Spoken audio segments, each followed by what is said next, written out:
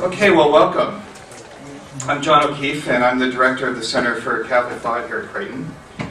For those of you who have not heard of it, the Center for Catholic Thought exists to promote and to highlight the Catholic intellectual tradition through the sponsorship of lectures, seminars, and other events throughout the year. We also sponsor a weekly podcast called Catholic Comments. I do that with my colleague Wendy, who is sitting here. And so if you are interested, you can look for that on the web at cct.creighton.edu. But tonight I have the honor to introduce to you Professor Brad Gregory, who is the Dorothy G. Griffin Associate Professor of Early Modern European History at the University of Notre Dame. Before joining the faculty of Notre Dame in 2003, Professor Gregory taught in the History Department at Stanford University.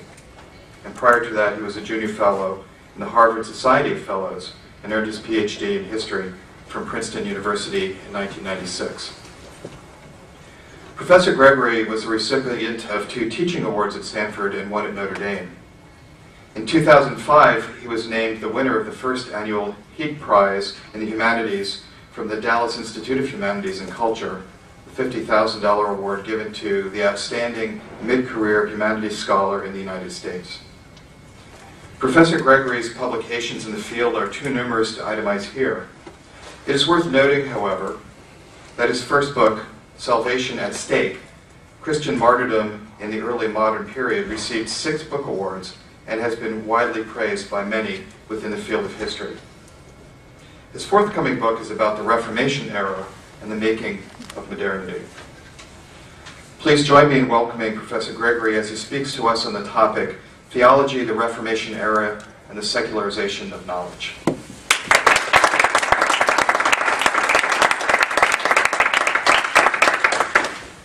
Thanks very much, John, for the gracious introduction and for the invitation. When my students asked me last week, Professor Gregory, are you going anywhere for spring break? I said, well, I want to make sure to go somewhere where it's going to be sunny and in the 70s, so I'm headed to Omaha. But it has turned out that way. And before I begin, I also would like to thank Wendy Wright for taking a chunk of her afternoon to show me all around the campus on this lovely day. Thanks to all of you for coming out this evening. I'm going to be discussing some ideas from my forthcoming book from Harvard University Press. It's entitled The Unintended Reformation, How a Religious Revolution Secularized Society.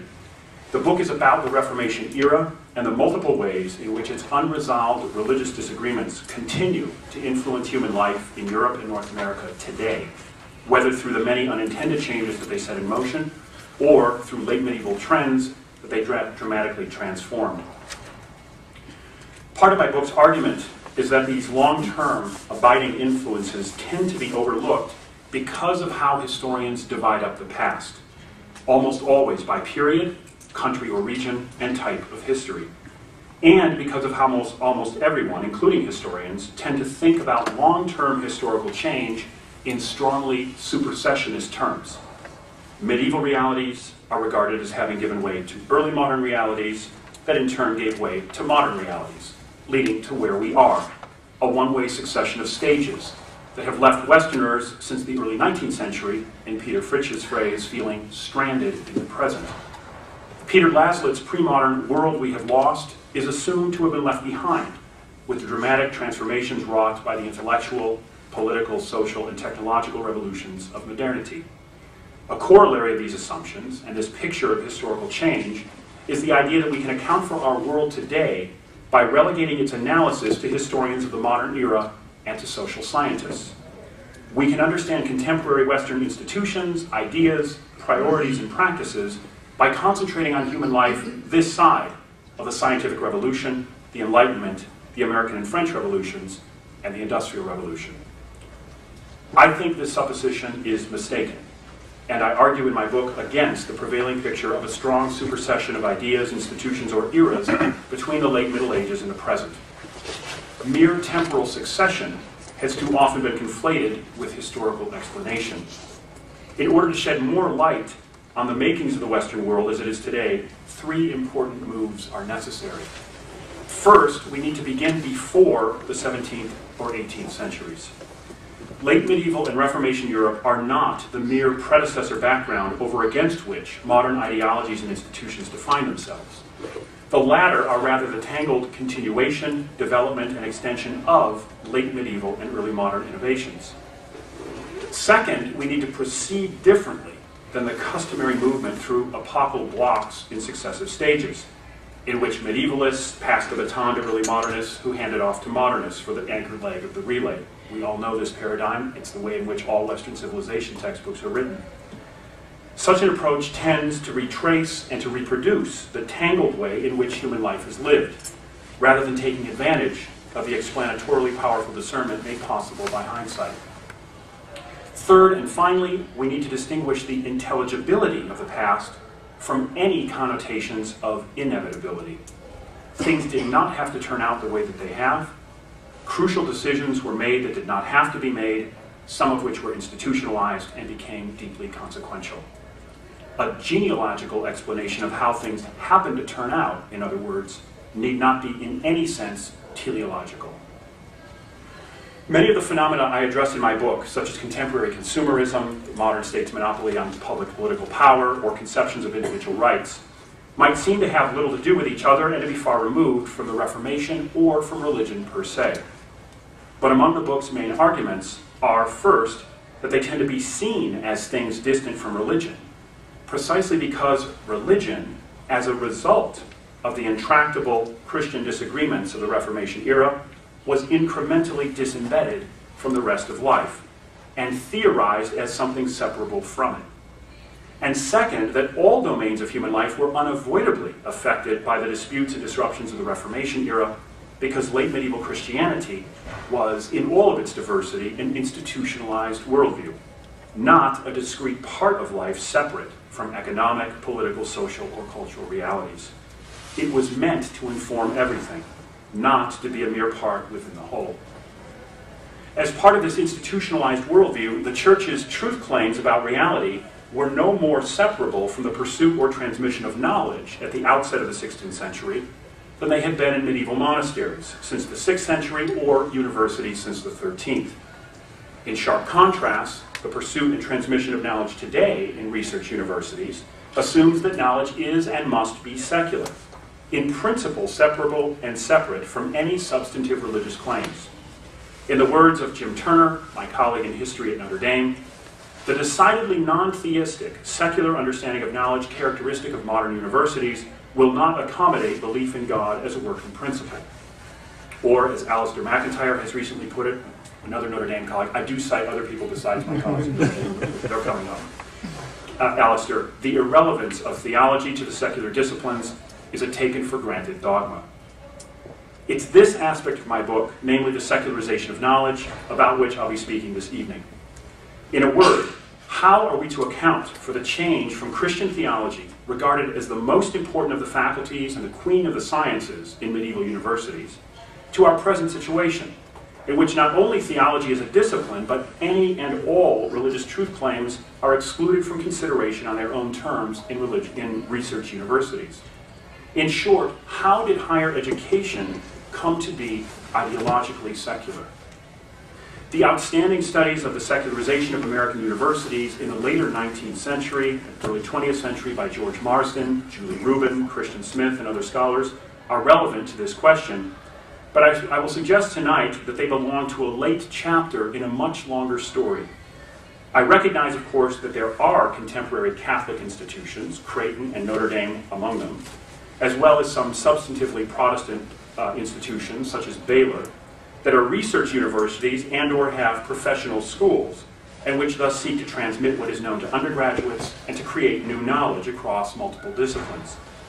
But they do not, at least for the time being, or the foreseeable future, I would suggest, set the trends or have much influence in the contemporary world of higher education.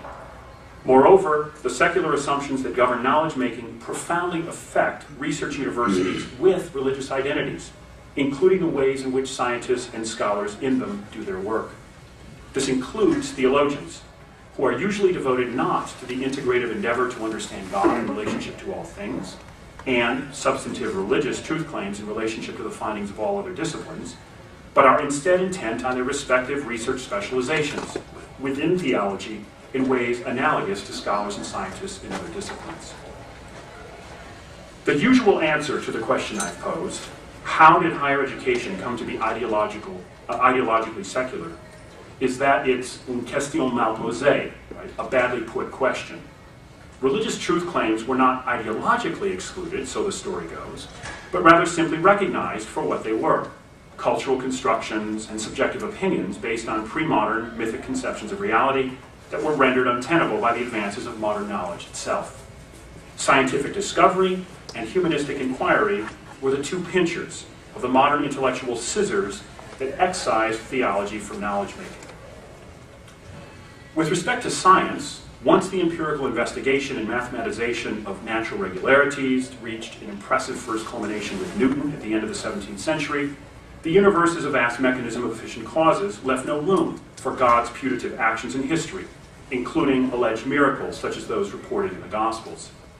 As David Hume argued, it is said, once and for all in the mid-18th century, a wise man proportions his belief to the evidence, and the evidence for exceptionless natural regularities always outweighs testimony about putative miracles. The 17th century revolution in physics was followed by the 19th century Darwinian revolution in biology, which undercut the biblical idea of deliberate design and loving creation by God. It made of Homo sapiens just another species that happened randomly to evolve by the blind processes of natural selection, for which Watson and Crick later supplied the mechanism in their research on DNA. Since then, the extraordinary advances in neo-Darwinian evolutionary biology have further confirmed the disenchantment of the world asserted by Max Weber and left us, in the words of the philosopher John Searle, with, like it or not, simply the worldview we have. One without God and without any place for religious truth claims such as those characteristic of the traditional Christianity that modern science superseded. Therefore, knowledge, its pursuit and its transmission, as opposed to subjective belief, naive wishful thinking, uninformed opinion, or superstitious ignorance, are and must be secular. The second pincher in the scissor-like and supposedly non-ideological elimination of theology from any place in knowledge-making, so the story continues, came from the side of humanistic scholarship. The advent of historicism and critical philology among Renaissance humanists, such as Valla, Poliziano, and Erasmus, radicalized by biblical critics such as Spinoza and Richard Simon in the late 17th century, came in the hands of more unflinching critics in the 18th and 19th centuries to show, for starters, the extraordinary contingency of the formation and textual transmission of the Old and New Testaments, which led to what Hans Frey called the eclipse of biblical narrative and what Michael Legaspi has recently termed the death of Scripture. Relatedly, ancient peoples lived lives utterly different from latter-day Westerners, based on radically different worldviews. And the first task of any scholar seeking to understand them was, and remains, to grasp this first principle of historicism, the unbridgeable difference between us and them. In 1777, Lessing pronounced himself unable to cross the broad and ugly ditch between historical claims on the one hand and moral and metaphysical claims on the other, making of modern historicism no less a barrier to the foundational claims of Christianity than is disenchantment allegedly born of modern science. For Christianity's fundamental claim is that the one creator God of love acted decisively in history by becoming incarnate in Jesus of Nazareth, whose life and teachings are the definitive expression of God's will, not only for his chosen people, the Jews, but for all human beings, and who after his crucifixion was raised by God from the dead. This is a claim which, whatever else it does, certainly combines historical, physical, metaphysical, and moral claims. Anyone, then, who wants a place in the modern research university must follow Lessing, and F.H. Bradley, and Trelch, Rudolf Bultmann, and others, and separate knowledge-making from faith, acknowledging that historicism precludes the consideration of religious truth claims derived from ancient cultures as if they might actually be true. So, too, historical research, beginning especially in the 17th and 18th centuries, disclosed a vast array of other ancient peoples with their respective beliefs in gods and supernatural powers, among whom the Israelites and later the first Christians were just two, just as early modern contact with non-Christian peoples and cultures around the world confirmed the same thing about the present. Knowledge was thus further secularized by the relativizing recognition that Christianity's exclusivist truth claims were merely one set among very many rivals. Now, among the arguments I make in my book is that both of these widely believed accounts are wrong.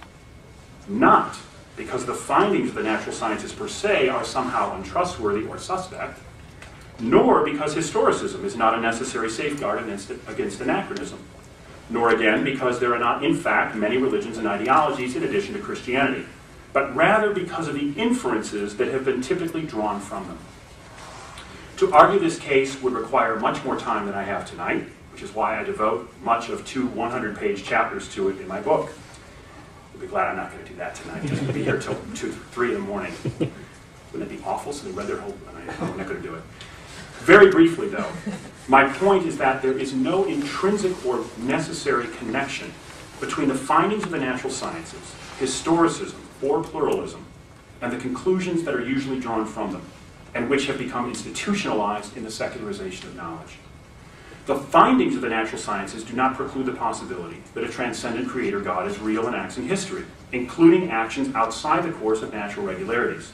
Such a conviction is based rather on the alchemy, whereby the perfectly legitimate methodological precept of naturalism in the sciences is transmuted into a metaphysical dogma about reality, as if, because the sciences do not discover empirical evidence in space and time of what is definitionally neither spatial nor temporal, therefore God is a fiction. So too, neither the complexity of the biblical accounts about Jesus preclude, as the accounts themselves clearly intend, that the gist of what they claim actually happened, nor does the fact that extraordinary things are alleged to have happened long ago among peoples with different worldviews preclude that they might actually have occurred. Finally, it does not follow from the fact of pluralism that relativism is true. If God accomplished in Jesus what Christians claim he accomplished, this cannot be undone by pointing to the obvious fact that many people believe different things, even if there is no way to demonstrate to everyone's satisfaction that Christian truth claims are what they purport to be. Skepticism is always possible, but it does not follow logically or necessarily from pluralism, and it brings with it problems of its own. Again, actually to try to make such big claims stick would require much more time than I have tonight. I'm afraid you'll have to wait for my book. Cheap advertising. For the remainder of my talk this evening, what I'd like to do is present in a highly compressed way some of the argument for the book's final chapter, entitled Secularizing Knowledge. The historical processes through which knowledge was eventually secularized were more convoluted and more paradoxical than the dominant narrative would have us believe.